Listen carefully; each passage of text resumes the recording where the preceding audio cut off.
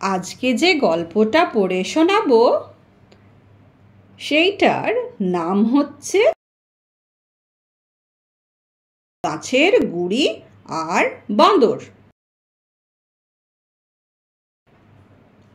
নগরে এক্কেবারে শেষ সীমানায় নদীর ধারে ছিল একটা প্রাচীন বটগাছ।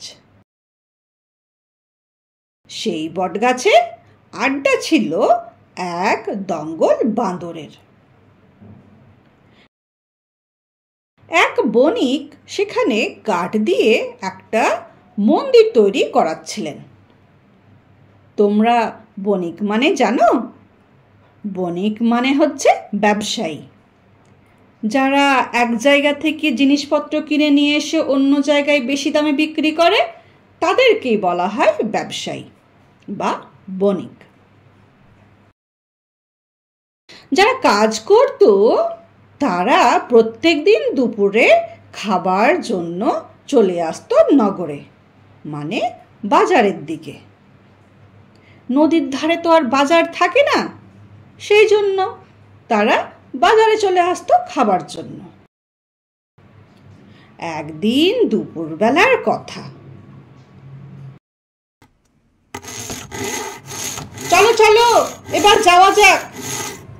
চলো চলো, বড্ড খিদে পেয়েছে, চলো তো এবার, আবার পরে এসে কাজ করব। চলো চলো সবাই চলো, এবার যাওয়া যাক বলল সবাই। একজন তখন একটা গাছের গুড়ি করাত দিয়ে চিরছিল। যতটা চেরা হয়েছে সেখানে সে একটা কাঠের কিল গুজে রাখলো, যাতে ওটুকু অংশ ফাঁক হয়ে থাকে। এদে এসে কাজটা শেষ করা যাবে ভাবল সে। অনেকক্ষণ থেকেই ছুতোর মিস্ত্রির কাজটা দেখছিল একটা বাঁদর। ভারী মজা লাগছিল তার। ওরা যেতেই গাছ থেকে নেমে ওই গুড়ির ওপর বসে পড়ল সে। তারপর সেই কিলটাকে ধরে নাড়াচাড়া করতে লাগলো। দেখ দেখ, আমি নিজে কেমন ছুতোর হয়েছি। মহা আনন্দে কিচকিচ করে উঠল ও। আসলে সেই বোকা বাঁদর কি করছিল জানো? কিলটা ও টেনে বার করে নিয়েছিল, আর যেই না সেটা বার করা,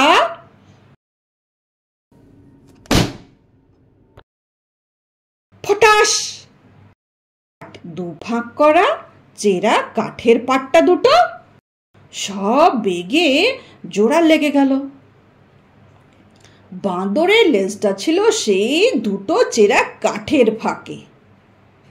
নিজেকে ছাড়িয়ে নেবার জন্য প্রাণপণ চেষ্টা করতে লাগলো বাঁদরটা, কিন্তু পারল না। শেষ পর্যন্ত ওইভাবে বেচারা মরেই গেল। তাহলে শুনলে তো কি সুন্দর গল্প। এই গল্পটা থেকে আমরা কি শিক্ষা পাই? এই গল্পটা থেকে আমরা এটাই শিক্ষা পাই যে যার কাজ তাকেই সাজে। তার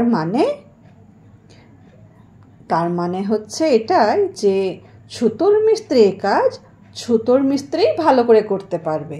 বাঁদর কি আর পারবে? বাঁদর কি বোঝে ওই কিলটা কেন গুজে রাখা আছে? সে তো জানে না। সেই জন্য যে কোনো কাজ বুঝে সুঝে করতে হয়। আর যদি আমরা না জেনে থাকি সেই কাজটা কিভাবে করতে হয়, তাহলে যে জানে তার সঙ্গে আমাদেরকে সেই কাজটা করতে হয়, যেন সে আমাদেরকে বুঝিয়ে দেয়, দেখিয়ে দেয়, আর এই ধরনের যেন অ্যাক্সিডেন্ট না হয়, আমাদেরকে সাবধান করে দেয়, তাই না?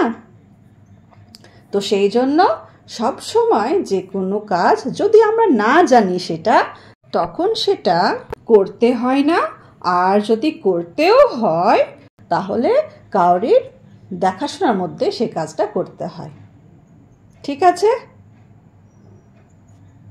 আমার এই গল্পটা যদি তোমাদের ভালো লেগে থাকে তাহলে একটি লাইক দিও আর এই গল্পটা শেয়ার করে দিও।